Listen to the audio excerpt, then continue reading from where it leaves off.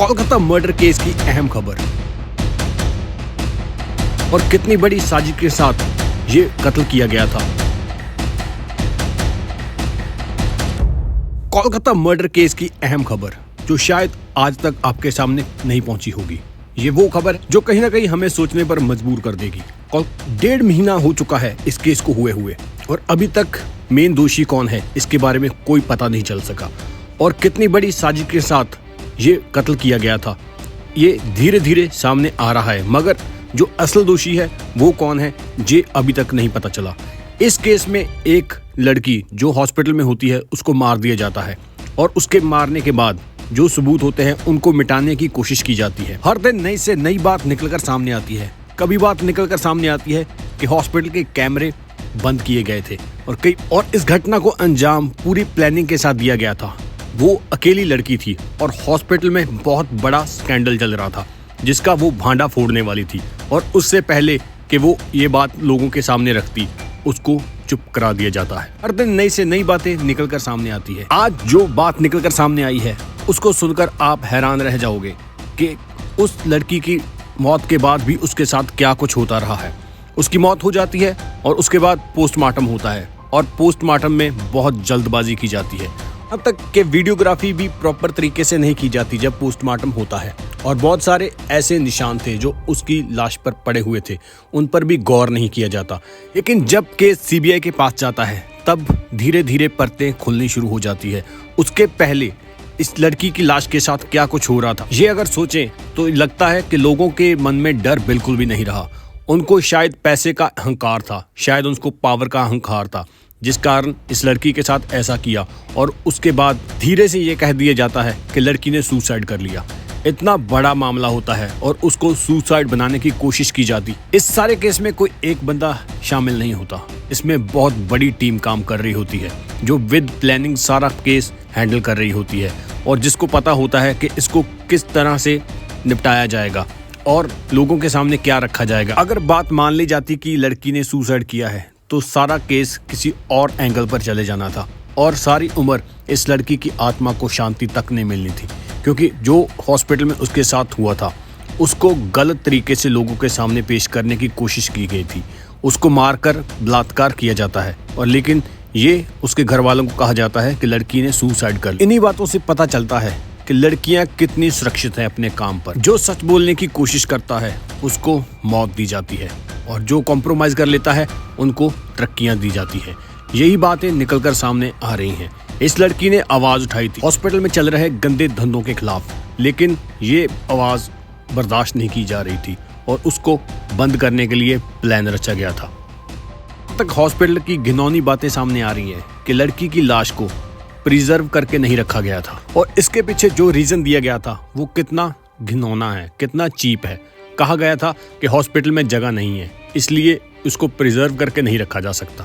संगीत घोष और उसके लोगों ने पूरे तरीके से इस केस को बंद करने के लिए प्लानिंग की हुई थी, लेकिन जब ये केस उभर कर सामने आता है, सीबीआई के पास जाता है, तो पता चलता है कि ये केस का एंगल कोई और है, लेकिन बताया कुछ और जा रहा है। कोलकाता के एक ट्रायल कोर्ट में सीबीआई पहुंची थी। वहां पर उसने जो बताया वो सुनने के बाद आप हिल जाओगे। उन्होंने कोर्ट के सामने एक्स्ट्रा कस्टडी की मांग रखी थी ताकि बहुत सारी बातें जो वो छिपा रहे थे वो निकलकर सामने आ सके और इसीलिए कोर्ट को ये कहा गया था कि बहुत सारी बातें ये छुपा रहे हैं और बहुत सारी बातों में ये सहयोग नहीं दे रहे इस केस में, इसलिए इसकी कस्टडी बढ़ाई जानी चाहिए। इन दोनों पर क्रिमिनल कॉन्स्पिरेंसी के चार्जेस लगे हैं। अभिजीत मंडल और संगीत घोष, इन पर ये चार्ज लगे थे कि इन्होंने सबूतों के साथ छेड़छाड़ की है। अगर सीबीआई ये बात कहती है कि सबूतों के साथ छेड़छाड़ की गई है तो इसके पीछे क्या हो सकता है? सबूतों के साथ छेड़छाड़ करने के पीछे इनकी मंशा क्या थी? ये क्या चाहते थे? लोगों को सच ना पता चल सके कि हॉस्पिटल में आखिर चल क्या रहा था। और जो बात आपको हिला देगी वो ये है कि सीबीआई ने ये कहा है कोर्ट में कि जो डॉक्यूमेंट चेंज किए गए हैं, जो डॉक्यूमेंट बदले गए वो पुलिस स्टेशन में ही बदले गए हैं। इसलिए इन दोनों पर इंफॉर्मेशन और एविडेंस बदलने के साथ साथ इन पर फॉल्स एविडेंस बनाने का भी चार्ज लगा है। यही बातें सोचने वाली है कि इतना कुछ पीछे क्यों किया जा रहा था, किस वजह से एविडेंस को छुपाया जा रहा था या एविडेंस को बदला जा रहा था, क्या वजह थी, उस लड़की को क्या कुछ पता चल चुका था जिसके कारण इतना कुछ किया जा रहा था उसकी मौत के बाद भी।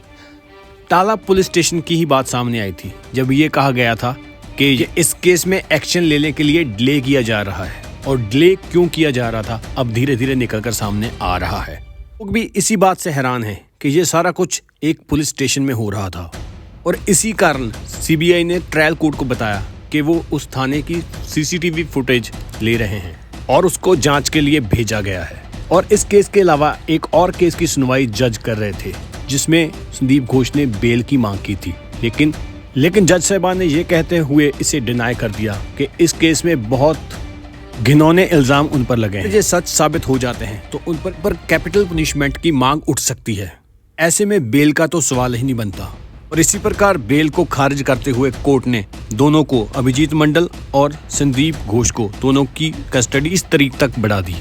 ये दोनों को 30 तारीख तक कस्टडी में रखा जाएगा और उनसे सवाल पूछे जाएंगे जिनका जवाब अब तक नहीं मिला था। वो क्वेश्चनिंग की जाएगी। केस धीरे चलने पर सीबीआई ने ये कहा है कि इस केस में बहुत सारे सबूत मिटा दिए जा चुके हैं, जिस कारण बहुत प्रॉब्लम आ रही है। और फिर भी जल्दी से जल्द केस को सुलझाने के लिए नई सी नई टेक्निक यूज की जा रही है। डीपली और प्रॉपर इन्वेस्टिगेशन के लिए थोड़े टाइम की जरूरत तो है। कोर्ट ने साथ ही में ये कहा था, कोर्ट ने जब बेल रिजेक्ट की है उसके साथ ये कहा था कि दोनों के सोशल स्टेटस को भी इग्नोर नहीं किया जा सकता, क्योंकि एक डॉक्टर है और दूसरा पुलिस मुलाजिम है। और इसी प्रकार संदीप घोष को अगर बेल नहीं दी जाती और अभिजीत मंडल को सस्पेंड भी किया जाता है। इसी प्रकार कुछ दिन पहले जैसे संदीप घोष को सस्पेंड किया गया था, वही डॉक्टर्स ने अभी क्लेम किया है the state medical councils website, वहां पर संदीप घोष का स्टेटस सस्पेंड शो नहीं कर रहा। ये बात भी निकलकर सामने आ रही है, जहां पर मेडिकल काउंसिल ने संदीप का मेडिकल रजिस्ट्रेशन ही कैंसिल कर दिया था, वो अब सस्पेंडेड शो नहीं हो रहा। एक बात और निकलकर सामने आ रही थी कि जिस दिन पोस्टमार्टम हुआ उसमें भी काफी ऐसी चीजें यूज की गई हैं जिससे पता चल रहा था कि पोस्टमार्टम को सीरियस नहीं लिया गया। 9 तारीख को आरजीकर हॉस्पिटल में 8 डेड बॉडीज का पोस्टमार्टम होना था। इसी केस को देखते हुए विक्टिम की बॉडी को प्रायोरिटी पर रखना चाहिए था, मगर ऐसा कुछ भी नहीं होता। विक्टिम की बॉडी का पोस्टमार्टम तो होता है, मगर वो होता है 6 बजे के बाद। इस पोस्टमार्टम को करने का टाइम जो है वो 1 घंटा 10 मिनट लगते हैं। और ऐसा सुनने में आता है कि इन्होंने सीरियस तरीके से इसका पोस्टमार्टम नहीं किया। और यही बातें निकलकर सामने आ रही हैं और यही बातें उठाई भी जा रही हैं कि अगर बॉडी पर इतना ज्यादा चोट आ चुकी थी तो उसका पोस्टमार्टम इतनी जल्दी कैसे हो गया, कैसे इतनी जल्दी इस बॉडी का पोस्टमार्टम कर दिया जाता है, जैसे कि इस बॉडी पर बहुत सारे ऐसे निशान थे जिनको इग्नोर नहीं किया जा सकता था। इसके साथ सीबीआई ने एक और बात पर जोर दिया है कि जब पोस्टमार्टम होता है तो उसकी जो वीडियो फुटेज है उसमें प्रॉपर कुछ नहीं दिख रहा। उसमें पोस्टमार्टम सनसेट के बाद होता है और इसलिए वीडियो की विजिबिलिटी बहुत कम है। इस प्रकार इस केस में हर तरफ नेग्लिजेंस देखने को यही बात सोचने वाली है कि ये केस सोच समझकर किया जा रहा था इस केस में ऐसा, या फिर इसके पीछे कोई और था। क्योंकि जो बातें देखने और सुनने में मिल रही हैं, जो रिपोर्ट में आ रहा है, उससे तो साफ यही पता चल रहा था कि इस पे पीछे बहुत बड़ी साजिश थी।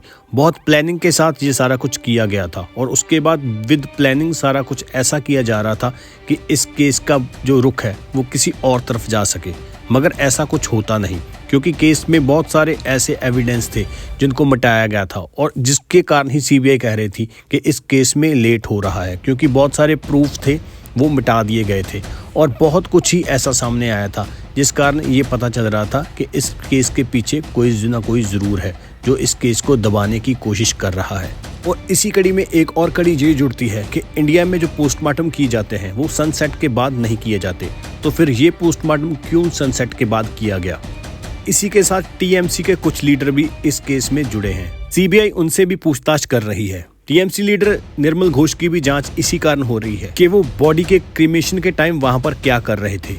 पर उन्होंने कहा कि वो 9 तारीख को 3:30 बजे वहां पर गए थे, क्योंकि अभ्या का घर उनकी असेंबली कॉन्स्टिट्यूएंसी में आता है और इसलिए वहां पर जाना मेरी मॉरल रिस्पॉन्सिबिलिटी बनती थी। इस प्रकार बहुत सारे लोगों से इस केस के बारे में पूछताछ की जाती है और आने वाले टाइम में क्या निकलकर सामने आता है, सीबीआई किस नतीजे पर पहुंचती है, ये देखना बाकी। और इसके बारे में आपकी क्या राय है, कमेंट में जाकर जरूर बताएं। अगर आप भी चाहते हैं कि इस डॉक्टर बिटिया को जल्दी से जल्दी इंसाफ मिले तो कमेंट में जाकर वी वांट जस्टिस जरूर लिखें।